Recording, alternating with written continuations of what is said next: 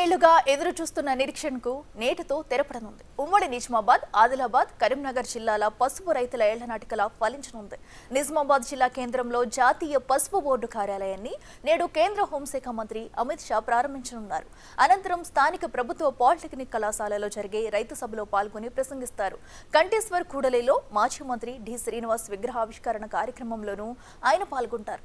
కేంద్ర హోంమంత్రి పర్యటన నేపథ్యంలో కలెక్టరేట్ ఆవరణలో హెలీప్యాడ్ ను సిద్ధం చేయడంతో పాటు నగరంలో భారీ బందోబస్తు పటిష్టం చేశారు.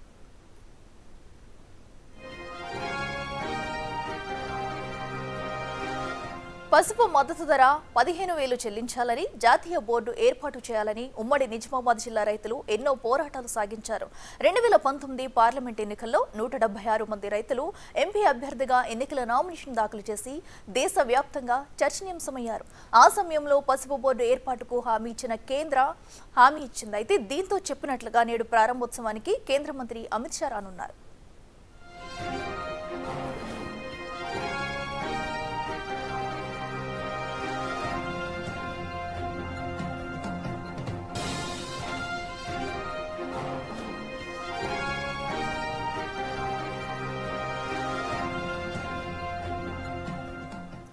ఇదే అంశానికి సంబంధించి మరింత సమాచారం మా ప్రతినిధి రాజేష్ లైవ్ లో అందిస్తారు. రాజేష్, చెప్పండి, ఎన్నో ఏళ్లుగా పసుపు రైతులు వేచి చూస్తున్న కళ అయితే ఈ రోజు ఫలించబోతుంది. మరి కాసేపట్లో కూడా అమిత్ షా అయితే పసుపు బోర్డును అధికారికంగా ప్రకటించనున్నారు. మరి దీని పట్ల రైతులు ఎలా హర్షం వ్యక్తం చేస్తున్నారు? వారి స్పందన ఏంటి? ఉమ్మడి నిజామాబాద్ జిల్లాతో పాటు కరీంనగర్, ఆదిలాబాద్ సంబంధించిన పసుపు రైతులు ఎవరైతే ఉన్నారో 40 ఏళ్ల ఉద్యమానికి తెరపడిందని చెప్పుకోవచ్చు. పసుపు బోర్డు నిజామాబాద్ జిల్లాలో అంటే తెలంగాణలోని నిజామాబాద్ జిల్లాలోనే పసుపు బోర్డుని ఏర్పాటు చేశారు.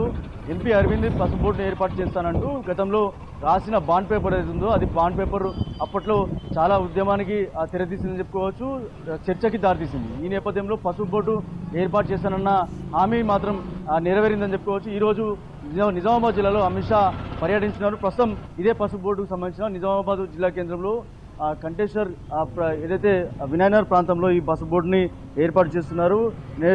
అమిత్ షా ఈరోజు మధ్యాహ్నం 2 గంటలకు రానున్నారు. జాతీయ పసుపు బోర్డు కార్యాలయానికి మొదటగా ప్రారంభిస్తారు. కేంద్ర అధికారులతో సమీక్ష నిర్వహించనున్నారు. దివంగత నేత డి శ్రీనివాస్ విగ్రహాన్ని ఆవిష్కరణరు. ఆ తర్వాత రైతులతో జరిగే పాలిటెక్నిక్ గ్రౌండ్లో ఆ సమావేశంలో పాల్గొన్నారు. ముఖ్యంగా చెప్పాలంటే పసుపు బోర్డు ఏర్పాటుతో పసుపు రైతులకి అంటే వాళ్ళ పసుపు రైతులు చిరకాల కోరికైన బోర్డు ఏదైతే ఉందో బోర్డు వల్ల వాళ్ళ ఉపయోగాలు చాలా ఉన్నాయి. దీంతో పాటు పసుపు రైతులు చాలా లాభపడే అవకాశం ఉంది. ఏదైతే చాలా కాలంగా కూడా బోర్డు ఏర్పాటు చేస్తామని చెప్పి ఇక్కడ వచ్చిన అమిత్ షా కావచ్చు, నరేంద్ర మోడీ కావచ్చు, ఇక్కడ వచ్చి హామీ ఇవ్వడం జరిగింది. దాని తర్వాత ఏదైతే పార్లమెంట్ ఎన్నికల తర్వాత ఈరోజు పసుపు బోర్డు వర్చువల్గా ఒకసారి ప్రారంభించారు ఢిల్లీ నుంచి. తర్వాత ఈరోజు పసుపు బోర్డుని ఏర్పాటు చేయడం జరిగింది. బోర్డు ఈరోజు ప్రారంభించనున్నారు. ముఖ్యంగా ఇప్పటికే దీనికి సంబంధించి పసుపు రైతులు అయితే చాలా సంతోషంగా ఉన్నారని చెప్పొచ్చు. ఈరోజు పెద్ద ఎత్తున పసుపు రైతులు పసుపు ఏదైతే రైతుల సమావేశంలో పెద్ద ఎత్తున హాజరు కానున్నారని చెప్పుకోవచ్చు. ఈ నేపథ్యంలో పసుపు బోర్డు ఏర్పాటుతో ఇప్పటికే రైతులంతా హర్షం వ్యక్తం చేస్తున్నారు. ఏదైతే పసుపు బోర్డు కేంద్రీయ కార్యాలయం ఏదైతే ఉందో కేంద్రీయ కార్యాలయాన్ని ఈరోజు అంగరంగ వైభవంగా ప్రారంభించనున్నారు. పసుపు బోర్డు వల్ల ప్రయోజనాలు అనేకంగా ఉన్నాయని చెప్పుకోవచ్చు.